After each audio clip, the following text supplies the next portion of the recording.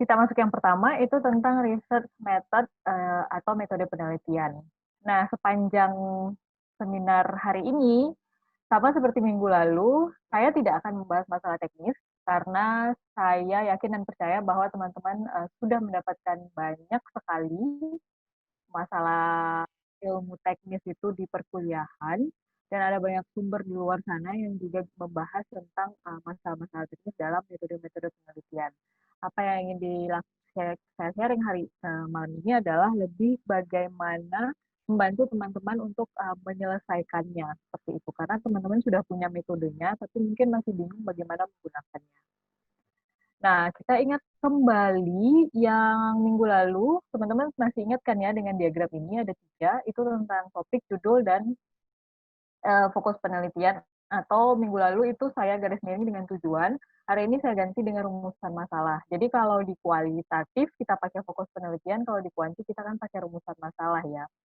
Nah, minggu lalu saya flashback sedikit,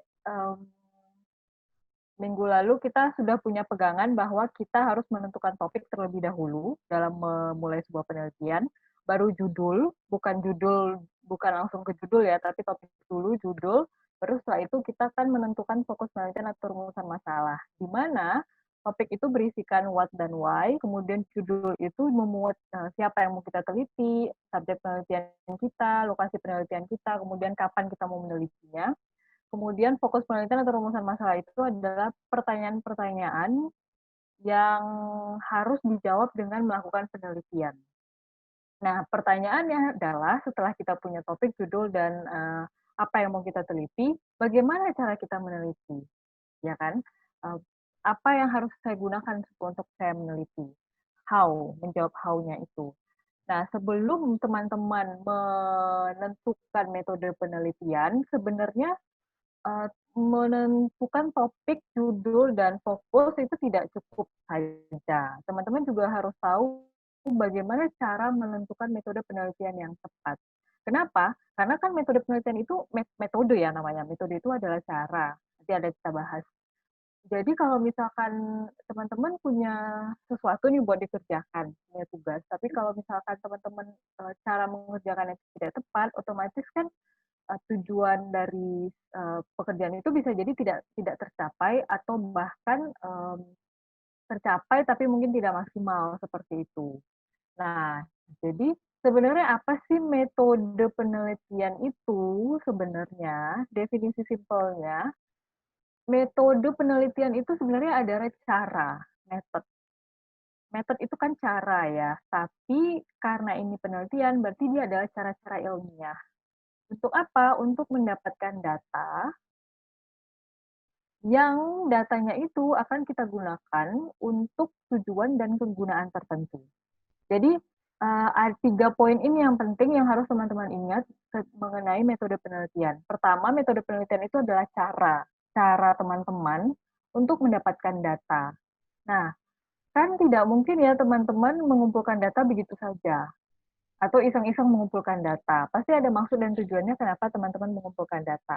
Jadi metode penelitian itu adalah cara teman-teman untuk mendapatkan data agar datanya itu sesuai dengan tujuan dan kegunaan yang ingin teman-teman capai di fokus ataupun rumusan masalah tadi. Jadi dengan kata lain, metode penelitian itu adalah alat. Ingat ya, alat cara. Nah, sama seperti menebang pohon, pohon itu kan tidak punya ukuran diameter atau tinggi yang sama ya, antara satu pohon dengan pohon yang lain. Jadi tentu kita harus mengetahui tinggi pohonnya berapa, kita harus mengetahui karakteristik pohonnya setidaknya, baik secara fisik maupun apa istilahnya kekuatan di dalam pohon itu. Karena kalau misalkan pohonnya semakin tua, tentu dia semakin keras, semakin kuat. Itu kita butuh alat yang lebih yang juga lebih kuat. Tapi kalau misalnya pohonnya masih muda, kemudian umurnya masih muda, kemudian dia kurus gitu, tidak terlalu kuat, kita cukup mungkin menggunakan kapak dengan 1 kali apa namanya tebasan mungkin ya istilahnya seperti itu. Jadi pertama kita harus tahu dulu fisiknya, fisik pohon itu tentunya. Kemudian kita harus tahu dalamnya seperti apa. Sehingga tujuan kita menebang pohon itu dengan sempurna, dengan baik, itu bisa kita capai. Nah, itulah gunanya si metode penelitian. Itulah maksud si metode penelitian. Jadi, penelitian teman-teman itu adalah pohon, kapak, chainsaw, atau apapun alat yang teman-teman gunakan untuk menebang pohon, itu adalah si metode penelitian itu. Nah, jadi dalam menentukan metode penelitian itu juga ada triknya. Jadi nggak langsung buru-buru. Seperti yang tadi saya katakan, ketika teman-teman sudah punya topik, sudah punya judul, sudah punya fokus atau rumusan masalah, jangan langsung buru-buru memilih metode. Ada satu step lagi yang harus teman-teman teman-teman refleksikan atau gali terlebih dahulu, tanya dulu ke diri teman-teman. Yaitu apa tujuan dan gambaran umum penelitian dari penelitian teman-teman. Kalau misalkan ini teman-teman sudah dapat, jadi teman-teman sudah punya topiknya sudah teman-teman pegang dengan kuat, kemudian judulnya sudah pakem di dalam diri teman-teman secara personal, kemudian sudah tahu fokus dan rumusan masalahnya seperti apa. Kemudian teman-teman juga harus, ketika teman-teman sudah punya topik, judul, dan fokus atau rumusan masalah, jangan langsung buru-buru merasa pede, karena saya sudah punya judul, dan kita sering terjebak kalau judulnya itu misalnya pengaruh gitu misalkan. Pengaruh ini bla bla bla bla terhadap bla bla bla itu udah pasti kuanti. Oke, fine, itu juga bisa membantu. Tapi kuanti itu juga banyak kan di dalamnya, ada statistika deskriptif lah dan segala macam. Begitu juga dengan kualitatif, ada multi kasus, ada multi situs, kemudian multi kasus bagaimana, multi situs bagaimana sebenarnya. Nah, itu kalau misalkan teman-teman langsung buru-buru dan merasa pede bahwa saya sudah punya topik, saya sudah punya judul, saya sudah punya rumusan masalah, langsung menerjang ingin segera menyelesaikan penelitiannya itu dan memilih metode, teman-teman akan bingung sendiri kemungkinan besar. Kenapa? Karena teman-teman sebenarnya belum tahu tujuan penelitian saya itu apa, gambaran penelitian saya ini apa. Tujuan ini bukan tujuan 1, 2, 3, 4 yang ada di latar belakang ya, karena jujur pada diri sendiri, terkadang tujuan yang teman-teman tuliskan di latar belakang itu sungguh-sungguh teman-teman tuliskan atau hanya sekedar menuliskan. Jadi hanya prasyarat saja gitu. Nah, jadi ketika 3 tahap yang minggu lalu sudah teman-teman kuasai dan sudah teman-teman punya secara personal, maka sebelum menentukan metode, tentukan dulu tujuan dan gambaran umum penelitiannya itu, bukan sebaliknya. Nah, apa sih sebenarnya tujuan penelitian? Nah, mungkin teman-teman udah sering mendengar dan melihat ini ya, ini juga saya kutip dari Profesor Sugiono. Dan ada banyak buku penelitian di luar sana yang juga memang menjelaskan tujuan penelitian itu antara lain, bukan antara lain sih, secara garis besar ada 5 ini. Pertama itu mendeskripsikan atau menggambarkan, jadi hanya mendeskripsikan saja, tidak begitu dapat data, kemudian datanya diolah, kemudian setelah itu dijelaskan fenomenanya, titik itu saja. Ada yang kedua membuktikan, mungkin ini lebih ke banyak ke ilmu-ilmu sains gitu. Kemudian juga ada menemukan, kemudian mengembangkan, dan yang terakhir menciptakan. Ya, jadi mungkin ini bisa secara singkatan, ini mungkin dari yang paling mudah sampai yang paling susah itu memang menciptakan sesuatu yang baru. Kalau mengembangkan ini, misalkan sudah ada alat atau produk atau apalah, pokoknya sudah ada sebuah alat, produk, ilmu yang sudah ada, kemudian itu dikembangkan. Kalau menciptakan, ini kan berarti dia harus beriset dari awal sampai dia mendapatkan sesuatu yang baru, gitu. Membuat sesuatu yang baru. Nah, ini adalah tujuan yang harus teman-teman pertanyakan pada diri teman-teman sendiri. Setelah saya punya topik, judul, dan masalah, rumusan masalah, apa tujuan saya meneliti? Apakah saya hanya ingin menjelaskan? Apakah saya ingin membuktikan? Apakah saya ingin menemukan, mengembangkan, atau menciptakan? Kenapa tujuan ini penting? Karena ini akan menentukan sejauh mana teman-teman harus meneliti nantinya.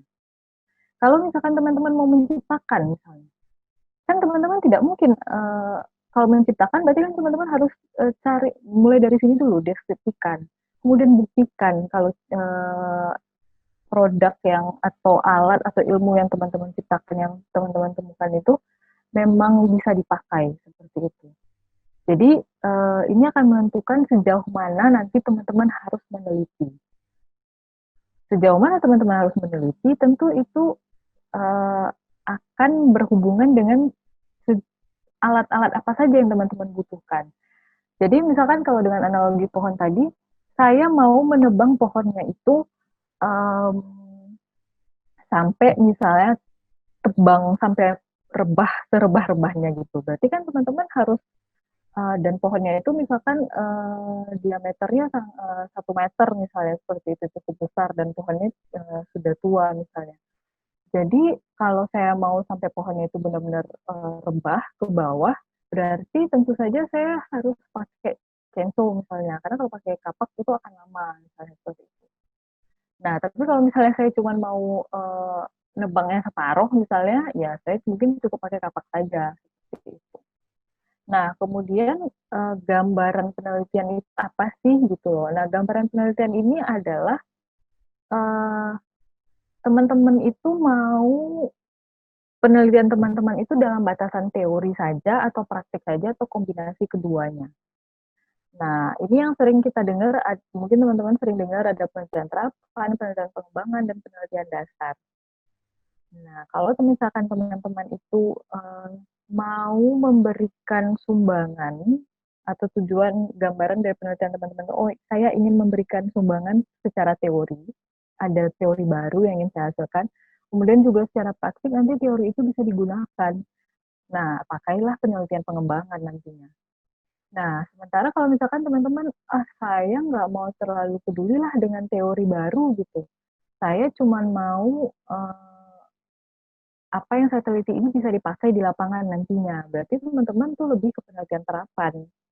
Kemudian kalau teman-teman, saya kayaknya nggak mau deh sampai membuat sesuatu, kemudian memastikan bahwa itu bisa dipakai di lapangan. Saya hanya mau membuat secara teori saja. Berarti penelitian teman-teman itu termasuk penelitian dasar. Nah, tentu kan teman-teman, dan ini tidak mungkin ya, tidak mungkin teman-teman tidak punya tujuan secara teori penelitiannya, dan tidak mungkin teman-teman tidak punya tujuan secara praktik. Kalau teman-teman tidak punya tujuan teori atau praktik sama sekali dalam penelitian, ya ngapain meneliti kan gitu loh. Jadi ini kuadrannya untuk saat ini hanya terpakai 3, hanya ditemukan 3. Penelitian pengembangan ini berarti adalah kombinasi dari dasar dan terapan. Nah, jadi teman-teman harus menentukan apa tujuan saya meneliti. Saya hanya ingin menggambarkan saja. Kalau saya hanya ingin menggambarkan, apa yang mau saya gambarkan? Saya mau gambarkan secara teori atau saya gambarkan secara praktik? Seperti itu. Kalau saya mau gambarkan secara teori, maka penelitian saya itu termasuk penelitian dasar. Kemudian kalau saya mau gambarkan secara praktik, berarti termasuk penelitian terapan. Nah, ini masing-masing punya tahapan yang berbeda tentunya.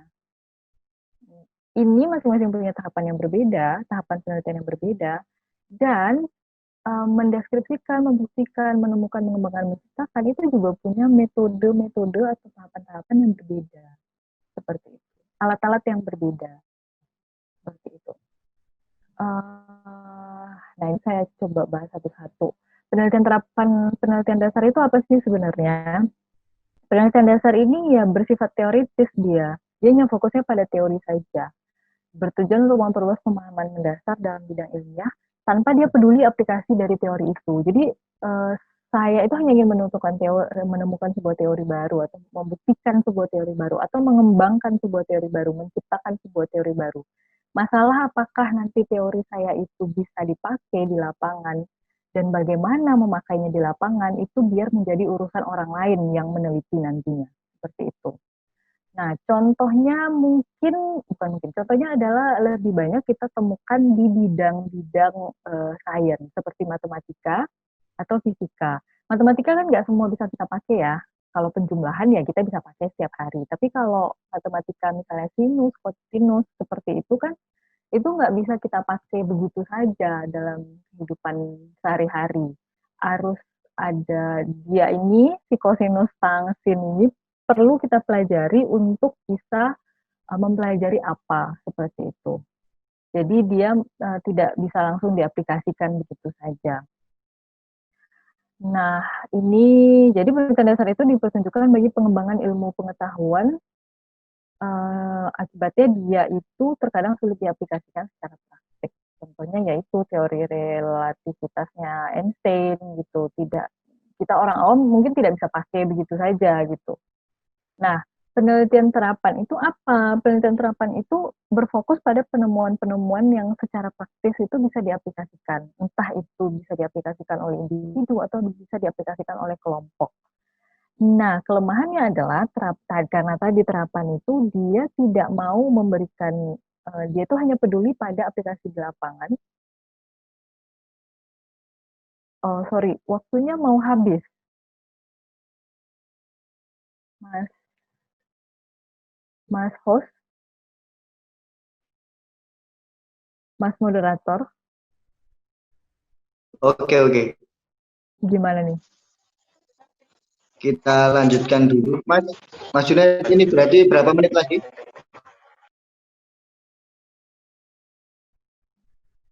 Halo, Mas Junaid. Net?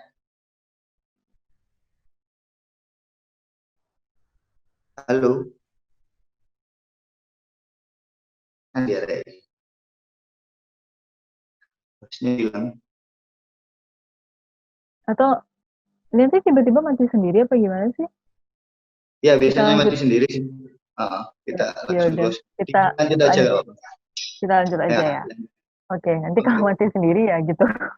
Oke, jadi Oke. penelitian terapan seperti yang tadi saya katakan di awal sekali tadi, bahwa dia ini hanya berfokus pada aplikasinya di lapangan. Jadi terkadang kelemahannya adalah dia tidak terlalu mengindahkan teorinya apa, seperti itu. Contohnya mungkin adalah ini penemuan lampu pijar oleh Thomas Alva Edison dulu ya. Karena waktu si Thomas Alva Edison itu menemukan bola lampu pijar, dia itu tujuannya tidak untuk ilmiah. Dia itu benar-benar hanya ingin menemukan bola lampu. Dia hanya ingin menemukan sebuah alat yang bisa menerangi, menggantikan lilin. Seperti itu. Jadi dia melakukan eksperimen-eksperimen terus, percobaan terus, tapi dia nggak punya teori apa-apa gitu. Dia dia dia cuma punya teori, sedikit teori, kemudian dia trial terus, dia eksperimen terus. Nah, kelemahannya adalah eksperimennya ini dia tidak catat, atau maksudnya dia tidak dokumentasikan secara ilmiah gitu. Jadi sehingga ketika produk itu selesai diciptakan, orang harus belajar lagi teorinya dia, kenapa dia bisa menciptakan, sifat-sifat apa dari si lampu ini dan seterusnya seperti itu. Nah, kalau di dunia sekarang mungkin ini sering kita lihat di teknologi di dunia-dunia IT atau teknologi ya. Mereka mungkin punya teori, pakai teori, tapi tidak terlalu apa ya, tidak terlalu saklek begitu. Yang penting eh, yang penting produk atau apa yang penelitian yang mereka lakukan itu bisa dipakai, itu intinya. Jadi mereka punya teori, tapi teorinya itu tidak menjadi fokus utama seperti itu. Nah, yang terakhir adalah penelitian pengembangan. Ini merupakan kombinasi dari uh, penelitian dasar dan juga penelitian terapan.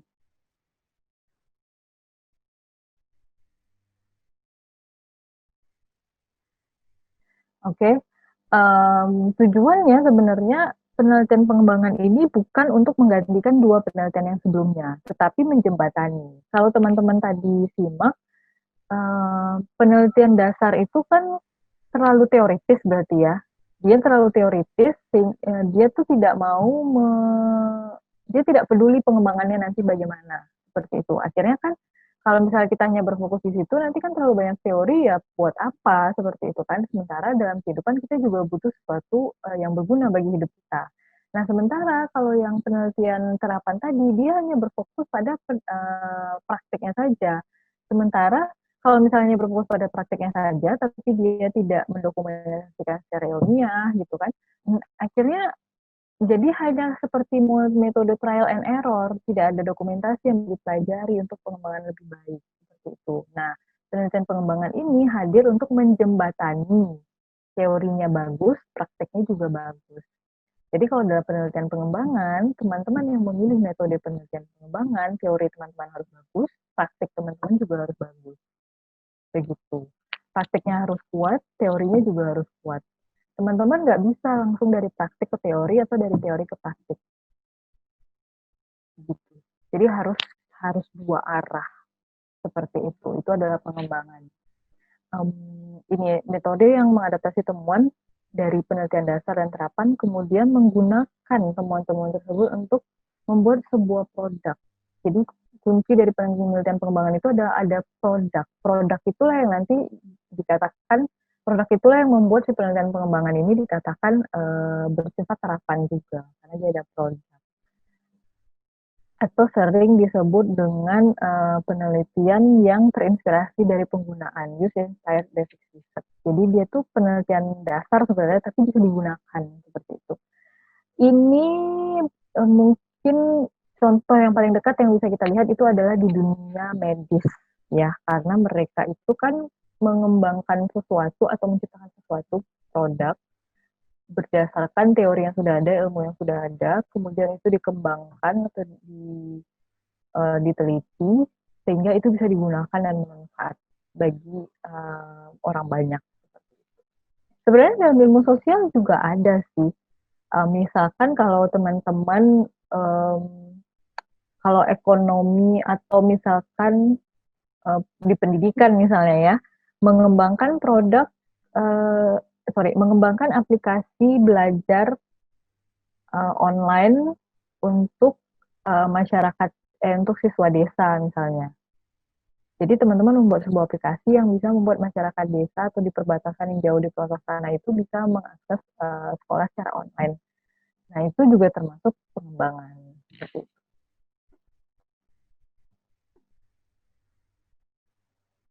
Jadi kalau bisa kita simpulkan dari yang minggu lalu sama sekarang, jadi urutannya adalah topik, judul, fokus atau rumusan masalah, stop dulu sampai di situ. Teman-teman evaluasi lagi tujuan dan gambaran umum dari penelitian teman-teman apa, kemudian baru tentukan metodenya.